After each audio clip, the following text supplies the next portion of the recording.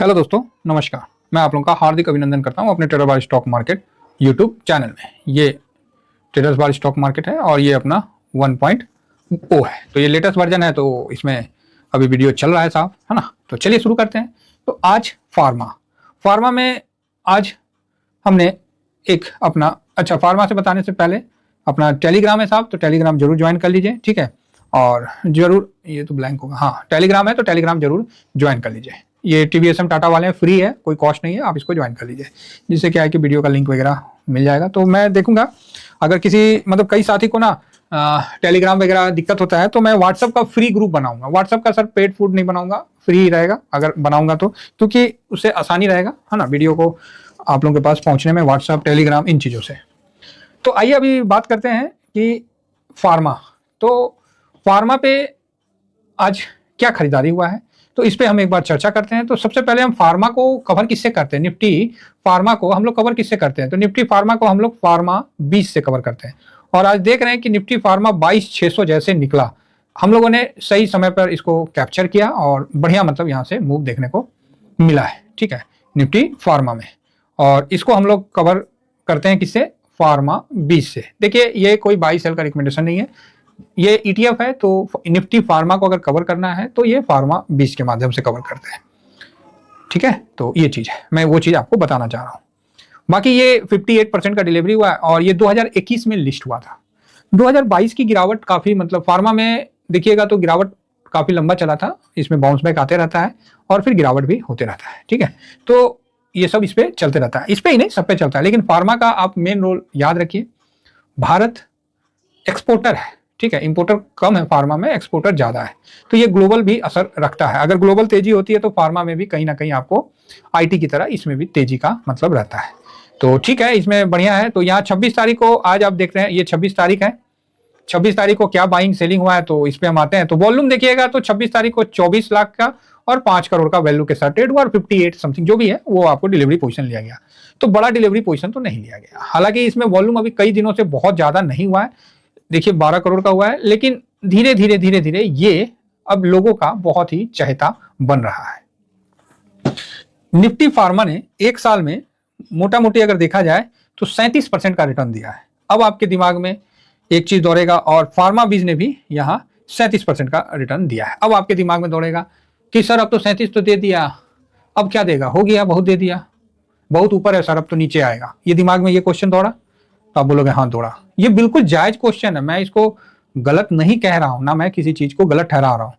अब इसको मैं गलत ठहराने का अगर आप सोचिएगा तो आप मून 100 में चले जाइए, वहां भी लगा ज्यादा दे दिया, बता दिया उसने कि ज्यादा क्या होता है, सांस उखाड़ दिया भाई साहब लोगों को इतना प्रॉफिट बना के दिया, सांसें कवर गई, हिम्मत टूट गया, भाई इतना भी कोई प्रॉफिट देता है। तो ये होता है प्रॉफिट देने का। किसी जमाने में पिछले साल CPSE ETF ने हालत खराब कर दिया था, वर्ल्ड में सबसे ज्यादा रिटर्न बना के दे दिया था, ठीक है ना। तो वो भी चीज है। दूसरा, अब आप सोचोगे सर हाई पे नीचे आ जाएगा, हाँ तो उसमें भी आप सोच सकते हैं, जिस तरह निफ्टी हाई पे था वहां से नीचे आ गया तो आपका पैसा पार्किंग हो गया, तो ये भी बात सही है। तो दोनों चीज यहाँ पर ही अपने अपने जगह पे सत्य साबित होता है। तो इसका ये मतलब नहीं है कि हम कुछ ना करें, इसका ये मतलब है कि रिस्क और जो आपका कैपिटल है उसको अपने अनुसार ढाल के इस पे आगे बढ़ा जाएगा। अब जो 2025 आने वाला है, इतना आसान तो नहीं रहेगा सर पैसा बनाना।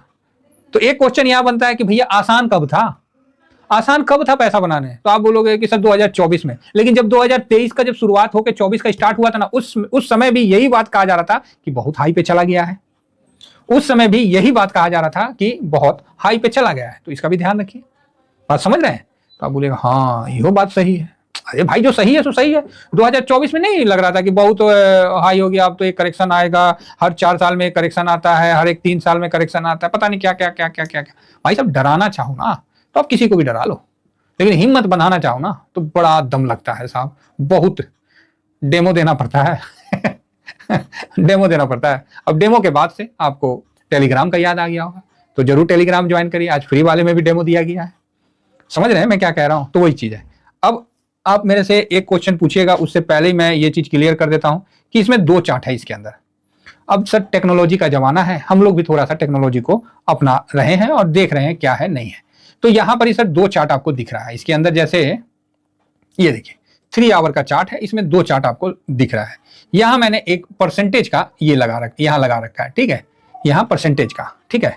तो इसमें जब परसेंटेज का आदमी लगाता है तो आपको परसेंटेज दिखाना आरंभ कर देता है कि इंडेक्स जो ये अपना जो है ये निफ्टी फार्मा इंडेक्स है ये वाला, और ये वाला जो है ये अपना फार्मा 20 है, ठीक है। अब आप बोलोगे अच्छा जी, तो निफ्टी अगर मान लीजिए निफ्टी फार्मा इंडेक्स को अगर मेरे को चेंज करना है तो इसका मैं कैंडल पैटर्न से हटा के अगर मैं लाइन पैटर्न में लगा दूं तो भी कोई गलत नहीं है। तो ए लीजिए, मैंने लाइन पैटर्न में लगा दिया, और ऑरेंज नहीं, मैं इसको अभी जस्ट आपको दिखाने के लिए इसको लगा रहा हूं कि ये मैंने ग्रीन कलर का लगा दिया है ना, ये लो साहब, ठीक है। तो यहां आप देख रहे हैं कि निफ्टी जो फार्मा है वो आपको ग्रीन कलर में दिख रहा है, ठीक, और फार्मा 20 आपको यहाँ कैंडल पैटर्न में दिख रही है।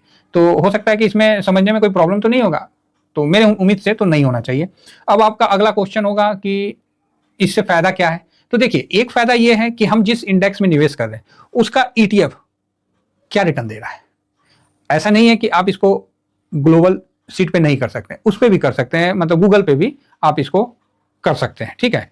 तो ऐसा नहीं है कि आप वो मतलब नहीं करते, और हम लोग अभी तक उसी पे करते थे, जिस तरह आपको पता होगा कि हम लोग जो है उसी पे अभी तक करते आए हैं।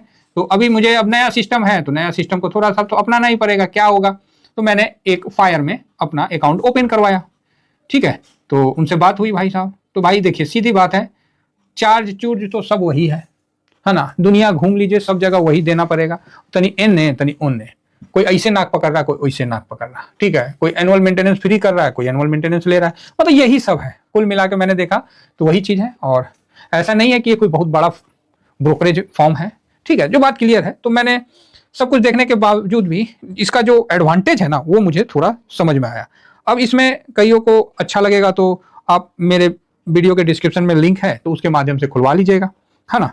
और मैंने इस चीज़ को इंश्योर किया हूँ कि भाई हम लोग सब ETF वाले हैं, तो हमें तो भाई ETF वाला ही फैसिलिटी कुछ भी आता है तो हमें अपडेट किया जाए। तो ठीक है, उनसे बात हुआ तो वो भी बोले कि ठीक है सर।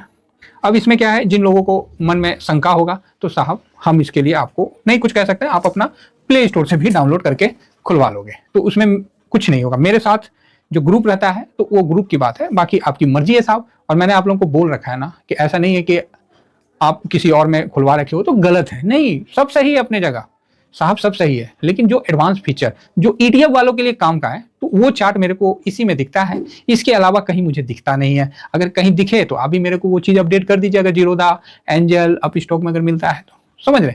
और ये छोटा है ब्रोकरेज फॉर्म, ऐसा नहीं कि बहुत बड़ा है, लेकिन मेरे को चार्ट के हिसाब से ठीक लगा, है ना। बाकी बाई सेल भी ठीक है, तो उस पर एक अलग बात है जो है, मैं तो इसको खासकर अभी चार्ट के तौर पे ज़्यादा यूज़ कर रहा हूँ, बाद में देखता हूँ, है ना। बाकी मेरे को जीरोधा वगैरह जो है वो सब मेरे लिए परफेक्ट है, जहाँ मैं इसको ठीक है शॉर्ट स्विंग के लिए रख लूंगा, कभी कल इंट्राडे फिंट्राडे चाहिए शॉर्ट स्विंग में कर लिया जाएगा आदमी, वो एक अलग बात है। तो एनुअल फीस है नहीं तो हम बोले चलो आज एनुअल फीस नहीं है, हो सकता है कि कल हो जाए सर सिस्टम यहाँ से भी बदलता है, सब बदल जाता है। तो भाई शेयर मार्केट दूध देने वाली गाय है, तो इस पर हमेशा बात समझ गए होंगे। तो बढ़िया चीज़ है, मेरे को चार्ट के मामला में मेरे को अच्छा लगा, इसलिए मैं आप लोगों के साथ इस चीज़ को शेयर कर रहा हूँ। अब आपकी मर्जी है, आप उसको समझना चाहिए चाहे जैसे आप लेना चाहें।